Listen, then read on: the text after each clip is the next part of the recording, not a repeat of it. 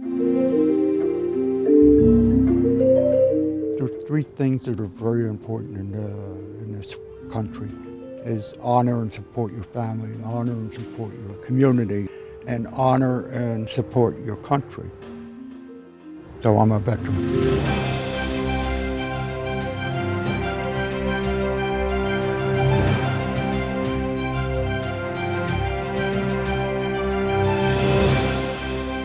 You're like one team. You look out for each other. When you're wounded, you cover for them, and when they open fire on you, you just make sure they're safe. I guess I was out of high school 6 months and I was in the service. You learn pretty fast. Just pay attention and do what you have to do. You had to know how to do things. I mean, you had to understand the way the military works, and in turn you can parallel that to life outside of military. I was a line officer aboard a destroyer, and great responsibility. Taught me a lot about myself and the world, and about other people. So, very valuable experience, but I'm very grateful and appreciate the Armed Forces.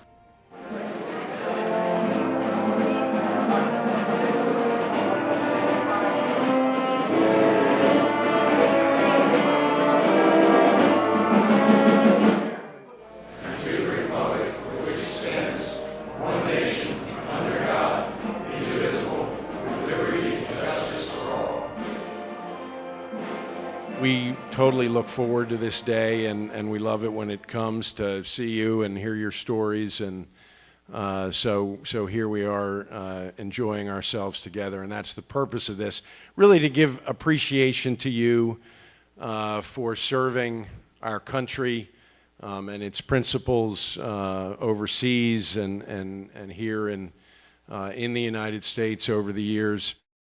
I was aboard the USS Idaho. I was 17. I was at Peleliu, Iwo Jima, Okinawa, and I was in Tokyo Bay when the Japanese surrendered.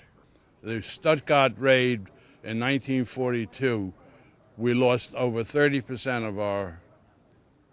There's 10 men on a plane. When you lose 30% of a mission, is a tremendous amount. When we left the States, the war was still on, but by the time we got there, they'd signed the armistice. So we told everybody that they heard our squadron was coming, they figured they better sign. I was in the Marine Corps. I was a judge advocate at Camp Lejeune. The reason why I joined the Marine Corps is my brother was also in the Marine Corps, and my father was in the Marine Corps. Actually, as a little kid, I lived on Camp Lejeune. It's like growing up with the great Santini. Even today, when I show up in court, or when I have my paralegals show up in court, I make sure they have their gig line straight. That's the way it went. That's why I went in the service, just to serve my country, and if anything developed or anything happened to me, it happened to me, Doing a lot of mapping, flying, cuts and fills with transit, and I laid out a lot of the roads that is now in Okinawa right after the bombing of Okinawa. I remember being in the Azores when Franklin Roosevelt came through on the way to his Yalta conference. And my tower brought him in. The Higgins boat was going by, and I was on the stern of the ship, and a young Marine stood up, waved the bathing suit, and said, "We're going to the beach, fellas. You want to come?" And I often wonder what happened to that fella. Still had a sense of humor. But in particular, I also want to say you all either came back home to this area, if this is your hometown, or you ended up locating here, and really as well, and probably I'd have to say a little bit better than maybe the average citizen who hasn't served our country in the armed forces. You made this community better over the years.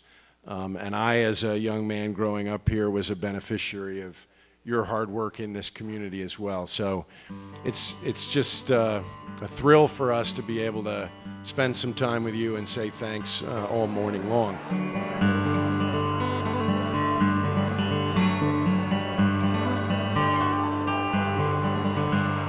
We want to thank you, Lord, for the opportunity to break bread together. And as we go about this day, let us remember it's better to give than to receive. I wanted to help out like everybody else did in the country and all.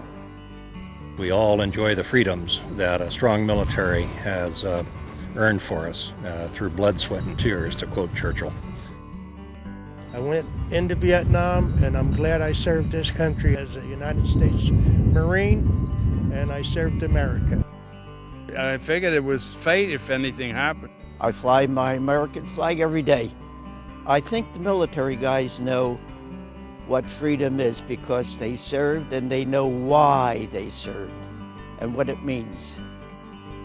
Look for the good part of life, look ahead, and hope everything's going to be good.